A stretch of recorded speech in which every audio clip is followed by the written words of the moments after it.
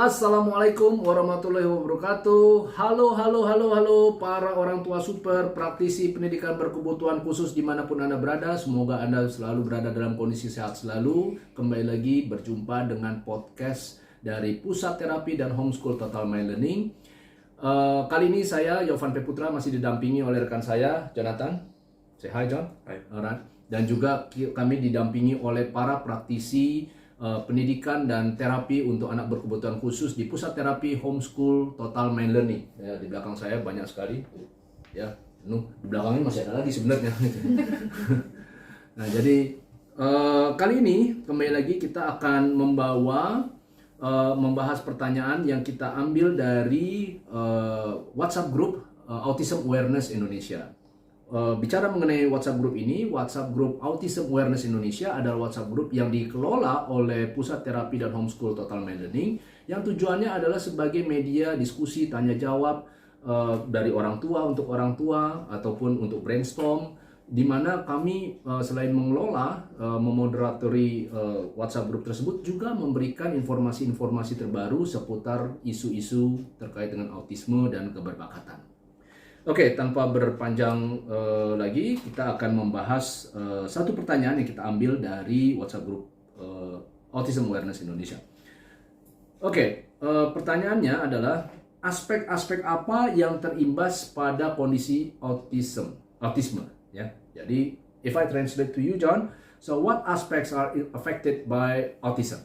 Yes. Go ahead, John. So one aspect that's affected is sensory motor ability, and what this entails is a lack of ability to process senses properly.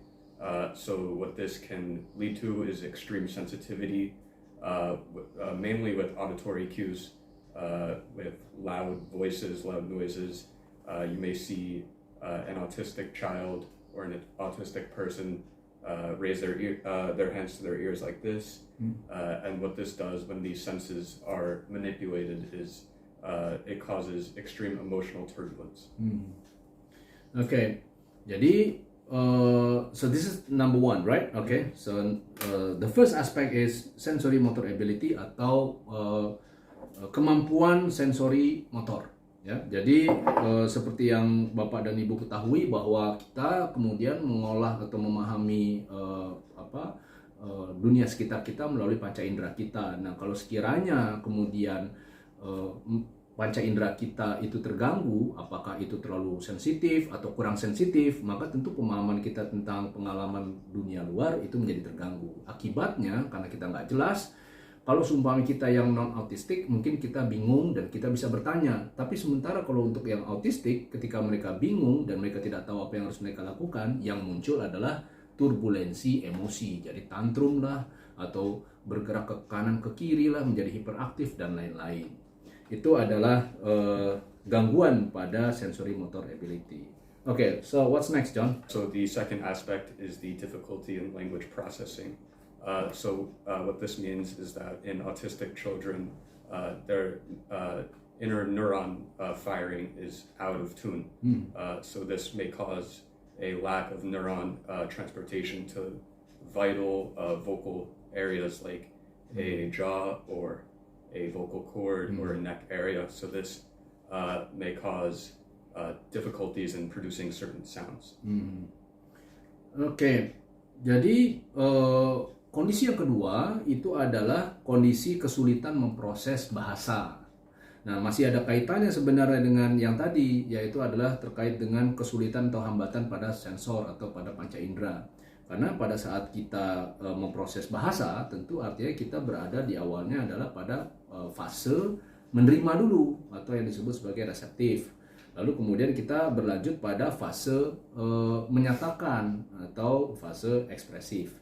Nah, tentu kalau seumpamanya panca inderanya tidak bisa berfungsi dengan baik, misalnya dia tidak bisa mendengar dengan baik gitu, maka otomatis ya wajar kalau kemudian si siswa yang bersangkutan sulit untuk mengucapkan beberapa kata atau beberapa fonem dari bahasa, katakan dalam hal ini bahasa Indonesia gitu. Misalnya pada siswa di sini ada yang kami jumpai, mereka mengalami kesulitan untuk mengucapkan fonem eng misalnya, atau fonem nye, atau fonem tertentu, fonem-fonem yang lain, L misalnya.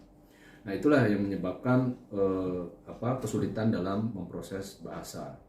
Alright, okay. The third aspect, John. The third aspect is social. Social. So, autistic children will struggle greatly developing social friendships, exploring social interactions, building social strengths, and this is due to their inability to process multiple aspects at one time, and no greater example than this in a school environment or with peers, when you will see children interacting with one another, and autistic children will have great difficulty reading facial expressions, and it's because of these the inability for their neurons to process their senses properly.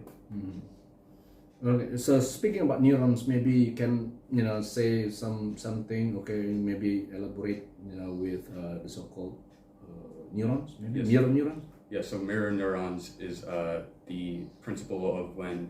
So if I have an autistic child and I have him observe social behavior, his neuron firing ability will not be able to replicate the scene that he sees before him. So if I hold my hand up like this and I say repeat after this action, or if I communicate back and forth, they won't be able to fully achieve that to the extent that I've requested, and it's because of this lack of mirror neuron ability. Alright, thank you. Oke, jadi aspek yang ketiga itu adalah aspek sosial. Jadi aspek sosial ini ya tentu berkaitan, kalau seumpamanya aspek bahasanya terganggu, tentu menurut John tadi aspek sosialnya juga akan terganggu.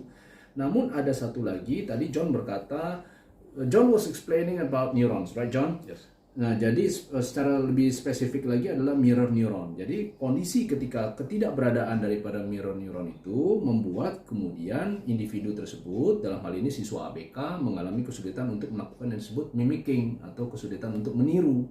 Yang mana seperti Bapak dan Ibu ketahui bahwa proses pembelajaran pondasi dasarnya adalah melalui peniruan.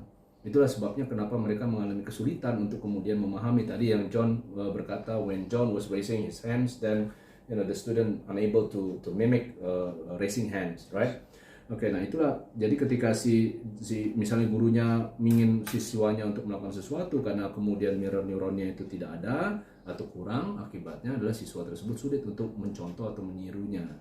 Oke, nah itu yang kemudian membuat sangat sulit untuk si siswa ABK pada kebanyakan untuk kemudian bisa berfungsi secara sosial atau memahami yang disebut tadi yang John bilang social cues atau norma-norma sosial atau petunjuk sosial, termasuk salah satunya adalah memahami ekspresi wajah.